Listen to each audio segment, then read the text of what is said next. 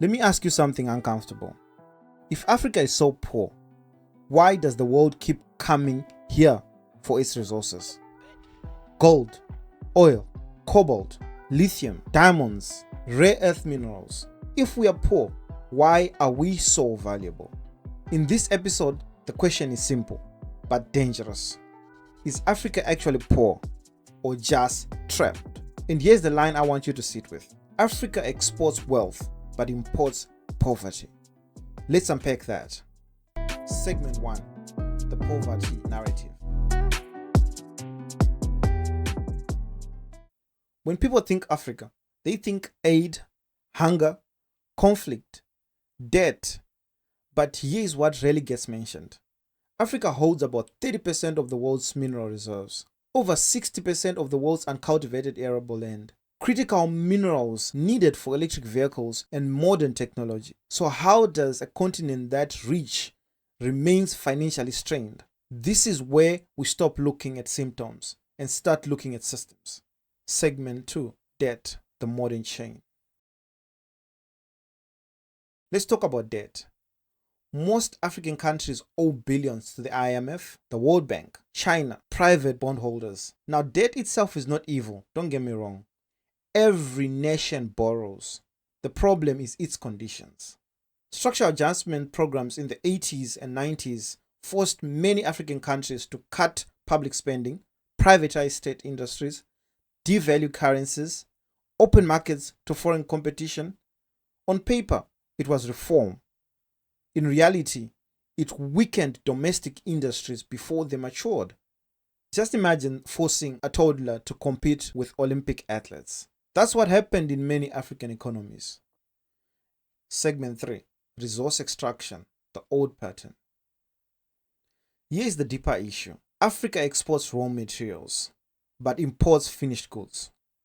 Example, the Congo exports cobalt. China refines it. Europe manufactures batteries. Africa buys back finished products. Nigeria exports crude oil, imports refined fuel. Ghana exports cocoa and imports expensive chocolates. That's not poverty. That's structural positioning. We are at the bottom of the value chain, and the bottom of the value chain earns the least. Segment 4. Trade imbalance. Global trade is neutral. Developed nations protect industries, subsidize farmers, control shipping routes, influence global financial rules. Meanwhile, African nations are told to liberalize, open markets too early, compete without infrastructure, depend on commodity exports. When commodity prices fall, economies collapse. When they rise, profits often leave. That's not accidental. It's how the global system evolved. Segment 5. Why industrialization stalled. Now here's the hard question.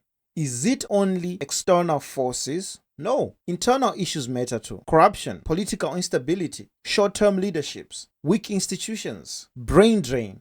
Industrialization requires long-term policy stability, energy security, education reform. Many countries tried. Some were destabilized. Some self-sabotaged. Both can be true. We must be mature enough to admit that. Segment 6. The trap. So, is Africa poor, or is it resource rich but value chain poor? Demographically powerful but structurally constrained? Sovereign on paper but financially dependent?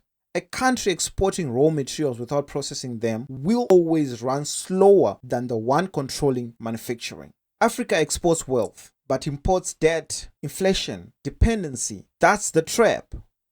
Segment 7. Is escape possible? There is a window. The global order is shifting. BRICS is expanding. Supply chains are diversifying. The West is competing with China. Africa suddenly has leverage. But leverage without strategy is noise. The question is no longer, can Africa be rich? The real question is, will African leadership build value chains or keep exporting raw potential? So let me leave you with this. If your land produces the world's batteries, your soil feeds global markets, your minerals power electric cars, are you poor, or are you positioned at the bottom of a ladder that you did not build? Africa isn't empty. It isn't useless. It isn't hopeless, but it may be trapped. And the difference between poverty and entrapment is strategy. I'm Tino. Let's keep talking. If this conversation challenged you, remember to like, share, subscribe, and leave a comment in the comment section. Let's keep talking about this. Let's keep thinking. Peace.